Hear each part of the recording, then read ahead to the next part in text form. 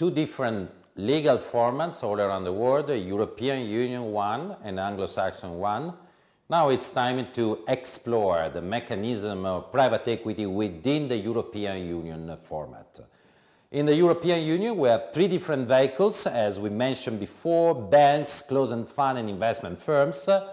We start our analysis with exploring closed-end funds for two reasons. The first one, closed-end funds are the most relevant vehicle, playing the role to be a private equity investor in Europe. And on the other hand, the closed-end funds are very useful to understand the mechanism of private equity investment, not only Europe, but also worldwide. Closed-end funds are regulated by the Financial Services Directive and are regulated as well by the new AIFM, Alternative Investment Fund Managers Directive, improving the quality of closed-end funds in the European Union. If you want to understand the closed-end funds, we have to know that closed-end funds are made by three different pieces, three different players interacting all together.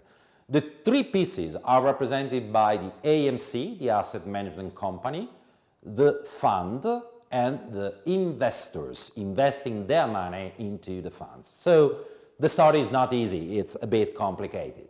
We have to understand the three different pieces.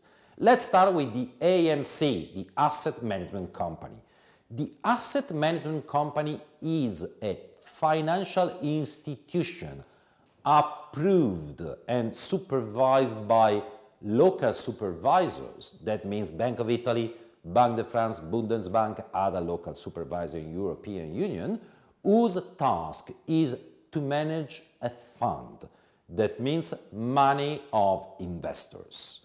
The AMC is very similar to a consulting company because it's not a financial institution investing directly money, but it's just simply a group of people advising investors and managing money of the investors. European Union doesn't insert any constraints related to the shareholders of an AMC, so shareholders of an AMC could be whatever kind of players, even if in the market we have evidence of three different, in a certain sense, families of AMC. AMC owned by banks, AMC owned by private individuals that are named boutique of private equity, and AMC owned by states. The last aspect is related to the fact that AMC doesn't invest money, but every time an AMC is going to launch a fund, that means is going to start the managing of money of other investors, the AMC has to invest at least the 2% of the value of the fund. That's quite important to generate a sense of commitment between the asset management company and the size of the fund itself. The second player, the second piece of the entire picture, it's related to the closed-end fund. To understand what is a closed-end fund, we have first of all to understand what is a fund.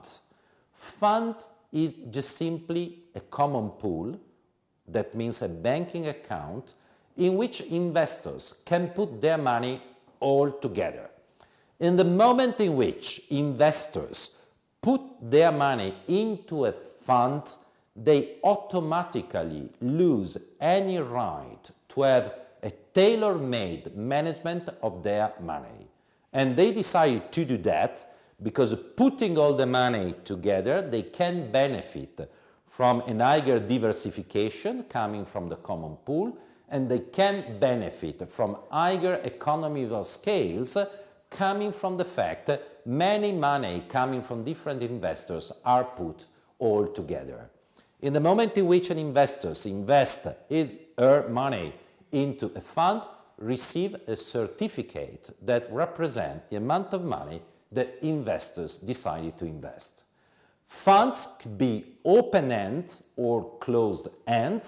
Funds are open-end when investors can enter and they can exit from the fund when they want.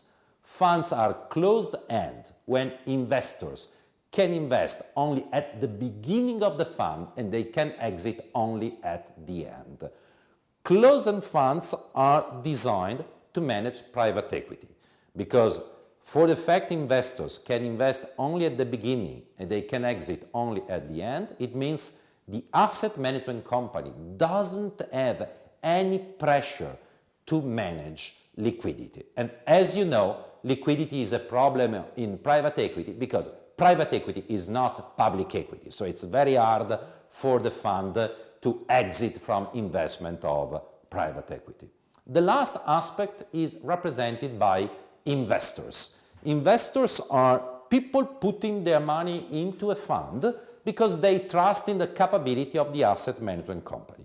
Who are investors? No constraints coming from the law, but empirical evidence coming from the market says that typical investors in closed-end funds are high net worth individuals, banks, insurance companies, pension funds, corporations, states. That means big investors really able to face a very risky and complex investment like private equity.